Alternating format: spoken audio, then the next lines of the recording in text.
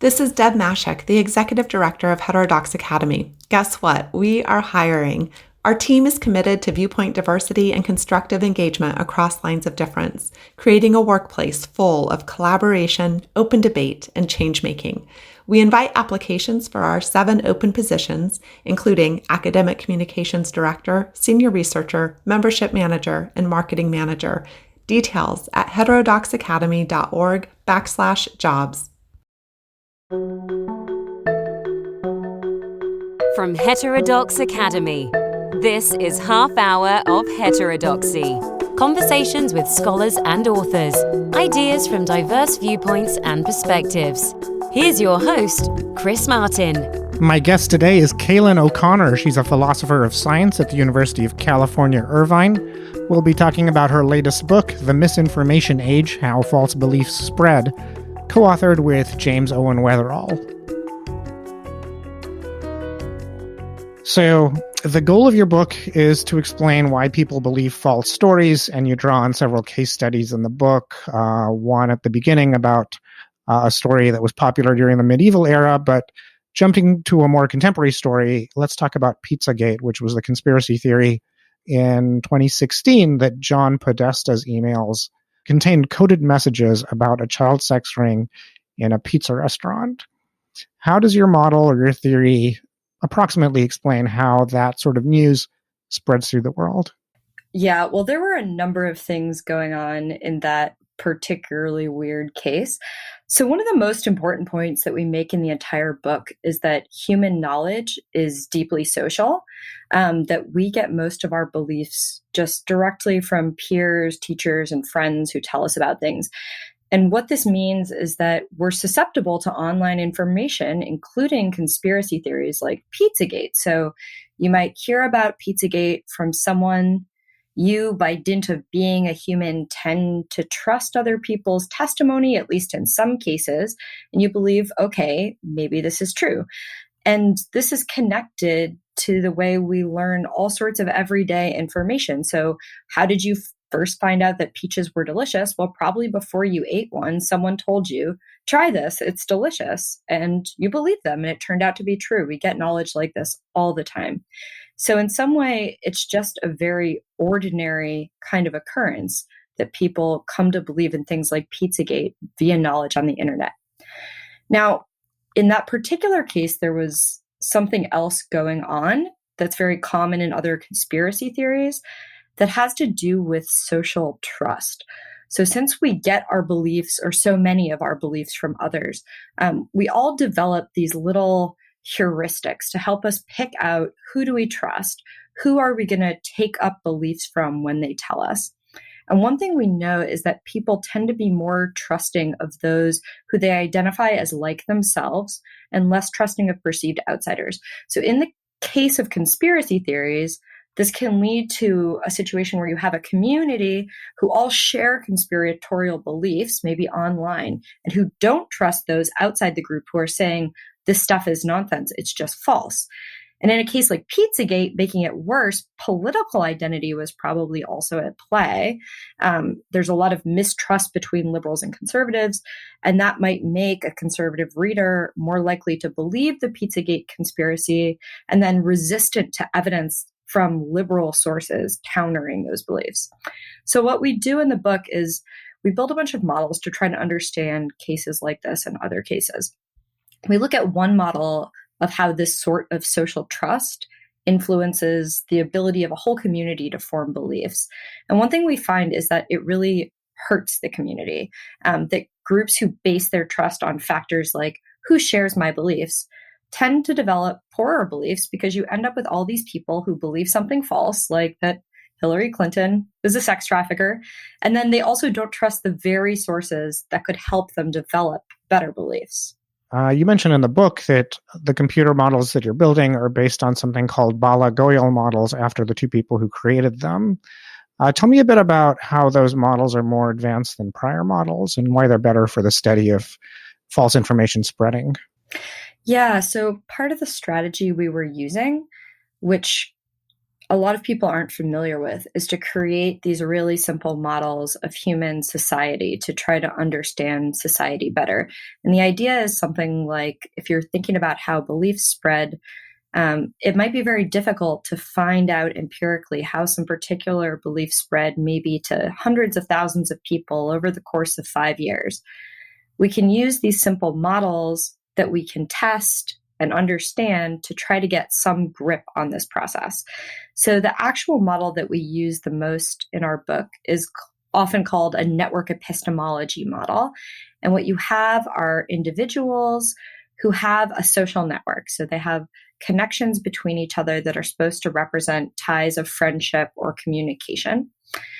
They all have beliefs about some factor in the world. So maybe they either think vaccination is safe or it can cause autism.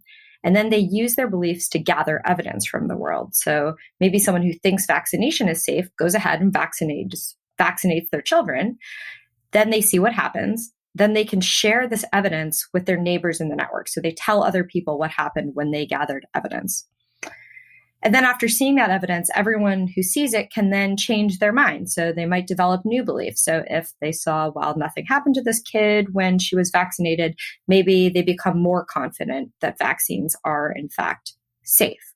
So the core factors of this model is that it represents a group of people who are unsure about some matter of fact, who can test the world, who can share evidence, and who also use reasonable rules to change their beliefs in light of the evidence that they see. So in these models, you're modeling people as somewhat extroverted. People go out and talk to other people about the information they have. And there's not much contrast between types of people. You do have professions. We'll get into that later. And one thing that interests political scientists is that engagement actually differs quite a bit. People who earn more and people who are more educated tend to be more engaged with political topics. Can your model account for the fact that some people are much more engaged than others? And those are also the people who have more money. Yeah, so the models that we've looked at don't consider something like engagement. It would be possible to do research using them where you said, all right, what if we suppose that some of the people in our model are more likely to go seek evidence from some quality source, and some of them are just more likely to listen to what they're told by whoever random person kind of gives them information. In general, there are just so many things that aren't included in models like this. If you think about all the things that matter to human belief formation, there are just dozens of factors that are important. We have all sorts of reasoning biases. There are a lot of different ways that we ground social trust. We have biases towards conformity with other people. All of this matters to the way beliefs spread. So part of our strategy isn't to capture everything that will matter, but rather to capture some of the core things. And that's actually really important because, of course, if you make a model really complicated, you can't analyze it properly. You just can't understand how it works. And in a simple model, you learn what just some few features do. So, for example, the social trust model I mentioned, we look at just a model where there's not a lot in there except this aspect that people don't trust those who have different beliefs from them. And then we show, well, okay, just that aspect alone can be enough to make the whole community worse at learning and then to cause polarization. So we kind of isolate factor by factor and try to see just what does this thing do, if that makes sense. So is it fair to say you're more interested in the roles that people have? So some people within the network have a role of scientist or policymaker or propagandist? Well, I mean, we look at some models where we indeed introduce those roles. Something like engagement, it's not that we're saying it's not important, just that we have to cut out a bunch of things in order to study some of the core things that do matter to belief. And one important concept in the book is merchants of doubt. In several places, you cite the book Merchants of Doubt by Eric Conway and Naomi Oreskes. I've actually tried to get them on this podcast several times, but they're in high demand, to say the least. How strongly influenced were you by Merchants of Doubt? We were pretty strongly influenced by their work. It's a fantastic book, and they did so much work just to pull out all of these historical details about how industry actors have been influencing popular belief on science for the last 70 years, at least. It was in particular really helpful to myself and my co-author, Jim Weatherall, in thinking about industrial propaganda and the techniques industry uses to shape public beliefs about science. Because in Merchants of Doubt, they got all of this information, private data from big tobacco companies that could really elucidate what were the strategies they were using to shape belief. And in particular, we ended up with this view where industry propaganda can be much more subtle and tricky than we typically think. And I don't think we ever could have come to that view if not for all the work that Oreskes and Conway did in their book. Yeah, this coming semester, I'm planning to assign the Merchants of Doubt film, to my class because I think it covers those issues really well. Do you ever use the film or book in your classes? I've never taught the book, and I haven't seen the film. I hear it's really great, though. It is really good. I mean, it's not just the book. There are some cinematic techniques that work really well, and they use those, especially at the beginning with a magician. I mean, I don't know if there's a parallel in the book. Anyway, you talk about 3 processes that are problematic. The processes are biased production, industrial selection, and selective sharing. So tell me a bit about these processes and examples of each of them. So these are 3 methods that we identify in the book that industry uses to control public belief about science.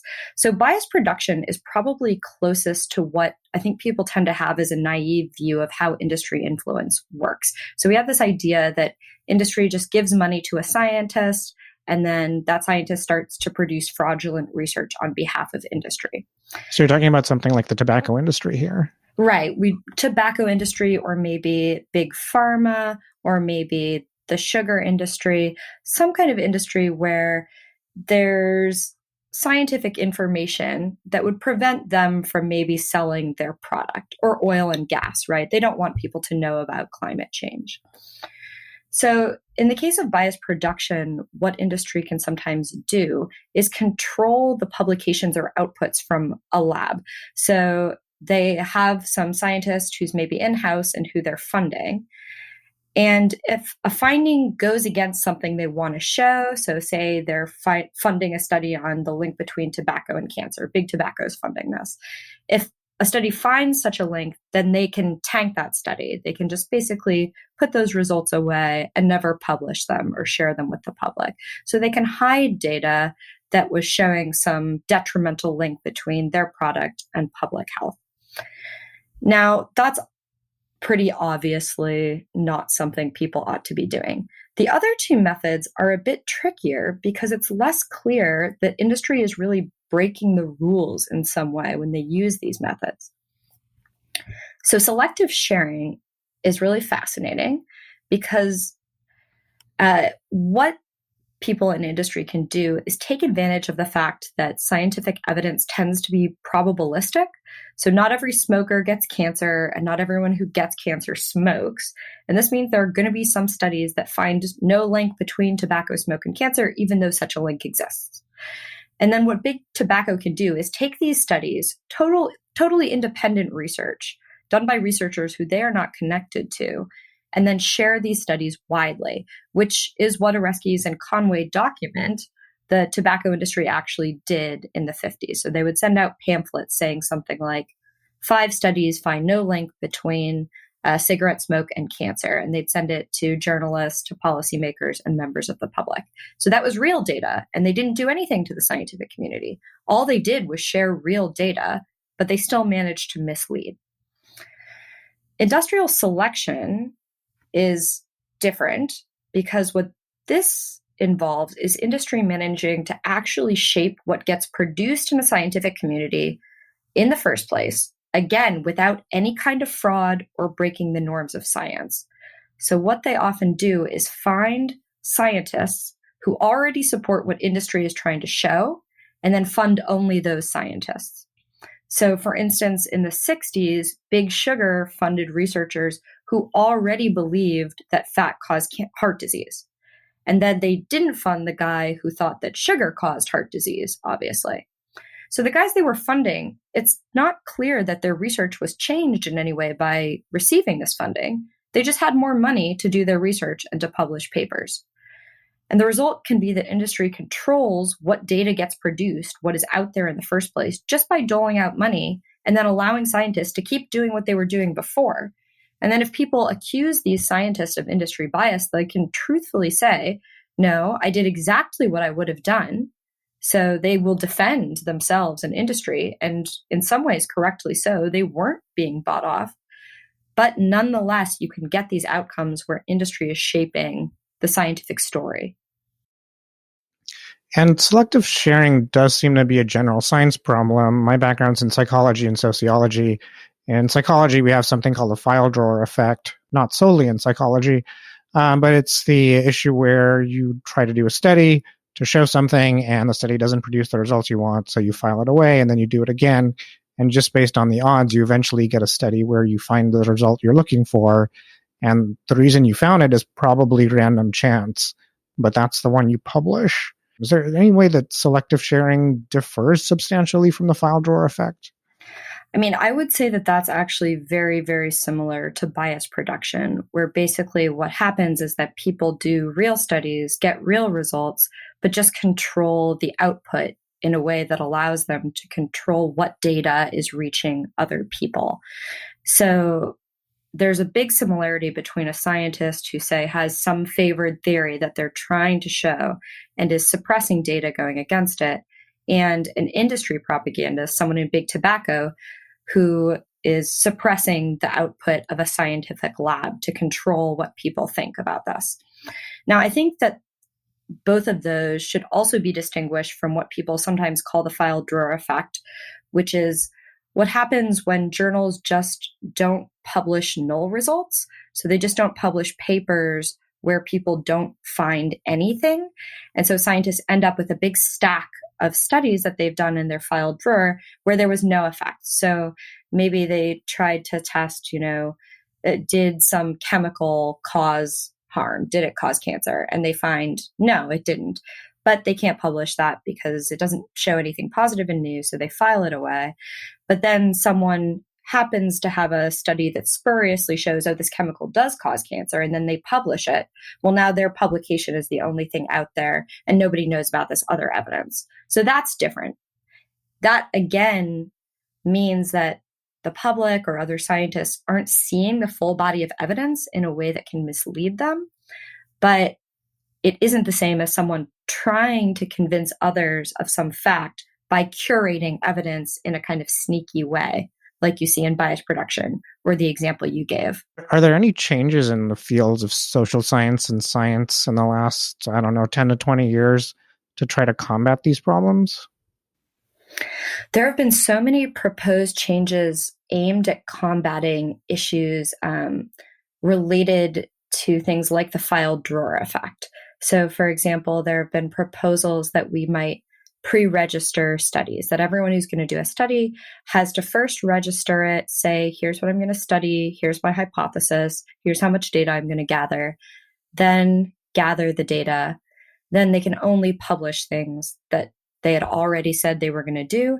And in addition, they can't file drawer anything, right? The data has to get out there if you have pre-registration.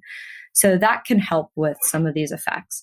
When it comes to preventing industry influence in science, there are some things people have tried to do, but it's more often in the areas where it's very clear that industry has a very heavy hand in the shape of science, and not everyone is trying to take various steps to protect the scientific community from industry. So philosopher of science Bennett Holman wrote his dissertation on the interaction between big pharma and various people trying to regulate the way science on pharmaceuticals was done to protect the public. So what he showed is that there was this continuing series of interactions where big pharma would be shaping the way certain studies were coming out, using techniques to try to show that their drugs were safe and effective and get them on the market. Then regulators would work to stop those effects. And then big pharma would take another tack, find another way to try to influence the data. That's a case where there were policies that could be temporarily effective, but his point was if you have another actor who has some goal, like to control public belief, policies that you implement won't work forever. It's a kind of arms race. That actor is then going to shift strategies to try to get around what you put in place to stop them. Yeah, that's definitely happening in social psychology, where people are pushing pre-registration and you get a badge. What's happened now is people publish an article and they say in the article that they pre-registered the study, but then if you actually take the time to look at the pre-registration, you find that there were substantial changes that they made between the registration and the actual study. And I guess somewhere in the peer review process, someone is not reading the pre-registration thoroughly. Maybe at some point in the next couple of years, we'll find a policy to fix that. As you say, I think there might be an arms race going on. Yeah, my student, Aidan Mosani, is actually writing his dissertation on some of these issues. And what he's pointed out is that in a lot of cases, when we're trying to implement things to improve these scientific outcomes, like pre-registration, but there are also things like sample splitting. You do a test on half of a sample of data and then retest it on the second sample, just to make sure that you are basically really getting the result that you said. What he's pointed out is that in thinking about these regulations or rules that we might put in place, we shouldn't ignore the fact that scientists have goals and we're in a game theoretic situation. Scientists want to publish, and they often want to forward certain theories because often they think they're right, but in particular, they want to publish. And so if you force people to pre-register, they might also respond by, for example, or if you say, look, pre-registration is going to improve the trust in your study, they might respond by, if they really think their study is going to pan out, pre-registering, but then not in cases where they think it might not be as good of a theory, right? They might adjust in ways that make the regulations less effective. I mean, speaking for myself, I've pre-registered a couple of studies, and part of the pre-registration was that I would share the data on the Open Science Framework, and I do plan to do that, but there's also the fact that you're doing several things at the same time, so sometimes there can be a 2-year lag between saying you're going to share the data and actually sharing the data. So you talk about uncertainty in your book and how one tactic that people who want to cast doubt on the issue of climate change use is that they say there's uncertainty in the science, and some studies show there is climate change, some studies show there's not. And these are cases where people are explicitly saying there's uncertainty. But I've read about this, especially in the context of the Russian propaganda industry, where the propagandists try to just induce fatigue by not saying that there's uncertainty, but rather just pushing out several contradictory messages at the same time through rumors or through social media accounts that are fake. So they're not all clearly coming from the propagandist in the public's eye. And then you just get fatigued because there are all these rumors. So in the case of the passenger jet that was shot down over Ukraine, I believe the Russian propaganda industry just spread 4 different rumors about what caused that.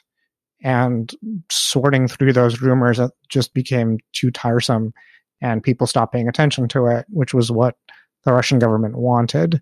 And I know you don't cover that in this book, but do you know of any research, or are you doing any research into this tactic? I'm not researching it myself, but I do think that this is a really important point that we don't cover in the book, but later I became much more aware of.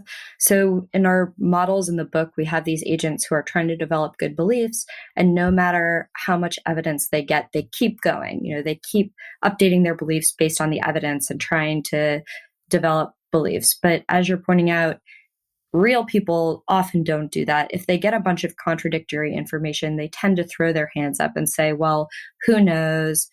I'm never going to figure this out. I should just give up, sort of situation. As you point out, that's part of Russia's propaganda efforts. I think that's really interesting just in general, because almost like it was hard to understand industrial propaganda efforts because they were more complicated and subtle than we would have thought. Russian propaganda efforts seem to be the same way. I think in 2016, as it became clear what was happening, everyone thought, well, Russia had a goal. It was to elect Donald Trump. Their propaganda was directed at that.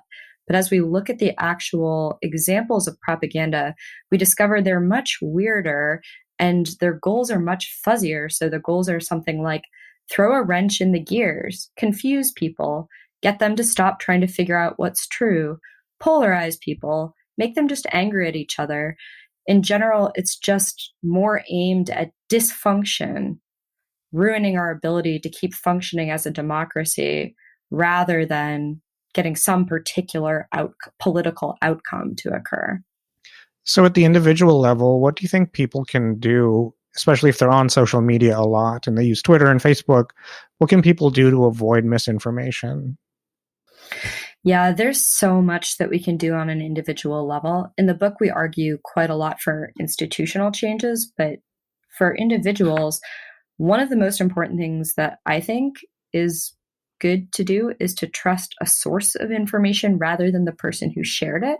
So there's research showing that people, in deciding are they going to trust something they see on social media, look at who trusted it, or sorry, who shared it. Is this person someone I trust in general? Rather than looking who produced this piece of information. So you should trust information produced by the New York Times, the Washington Post, by the Wall Street Journal. Look to those sources rather than saying, oh, my friend Jill is really trustworthy and she shared it, so thus I should just believe it to be true. There are certain things that we've pointed out are really important when thinking about articles or online information about science.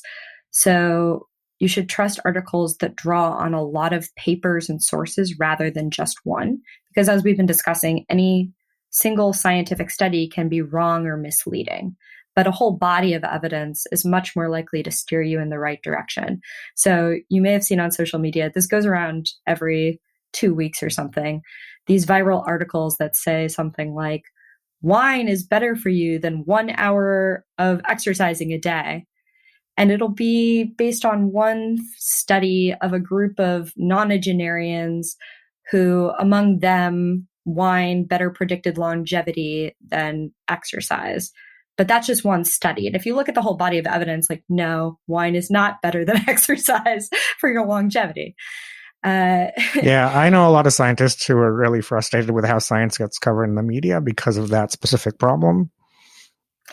Yeah, journalists can almost be accidental propagandists in some ways by not covering science in responsible ways like this, not looking at a whole body of evidence, and also tending to over-report really novel and surprising findings, which I think ties back to what people can do to avoid misinformation. If you see something really surprising, don't believe it right away, because surprising things tend to get shared way more on social media because they're novel. People are interested. That's weird. How could that be true? So they spread faster, but are less likely to be right because they don't fit with our information that we already have, our body of evidence about the world. So don't trust that stuff. One thing I think is really important to recognize, but people don't tend to be very aware of, is that true facts can be misinformation. So like in the case of selective sharing, when Big Tobacco was sharing these real studies, but nonetheless misinforming people because those studies happen to have spurious findings, you see all these cases of memes online now that will just state true facts and nonetheless mislead you.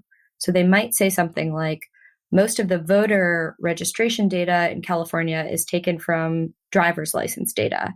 And then that's a fact. And then the next fact will be X many people in California are undocumented but have driver's licenses. And so the implication is that there's a lot of voter fraud in California.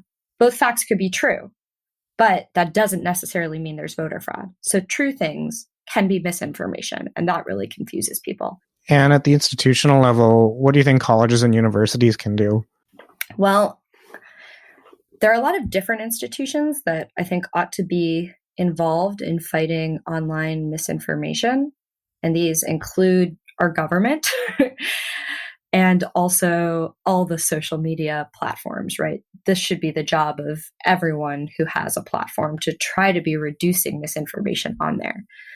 Colleges and universities, I think the best they can do is through education, because that's what they do. They educate students by designing courses, offering courses designed at information literacy. And in particular, I think there's something that's often missing from our education about information literacy, and it's the social aspect of knowledge.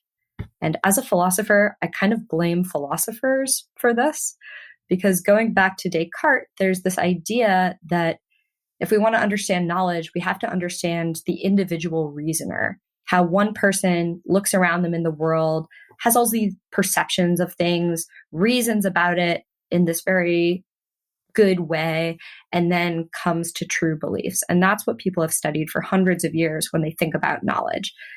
More recently, it's become clear that that's just not how human knowledge works. Instead, it is this social beast.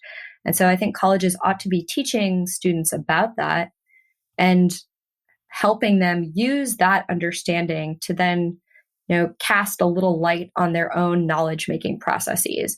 In what ways am I vulnerable to all these social tics and biases? In what ways am I trusting things online that I shouldn't trust because they were shared by a friend or looked like they were from a source who I like, and thus I want to be friends with, and thus I want to trust? So we should be educating students about these kinds of social knowledge factors. Thanks for joining us on the show. It's been great having you. Yeah, it's been a pleasure. Thank you.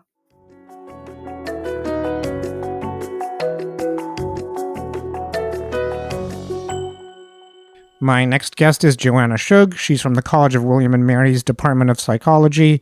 She's a former professor of mine, and we will be talking about how to get people from different cultures to understand one another better. As always, if you enjoyed the show, please leave us a 5-star review on iTunes. You can also contact me at podcast@heterodoxacademy.org or on Twitter at chrismartin76. Thanks for listening. This podcast is produced by Heterodox Academy. Find us online at heterodoxacademy.org, on Twitter at HDX Academy, and on Facebook.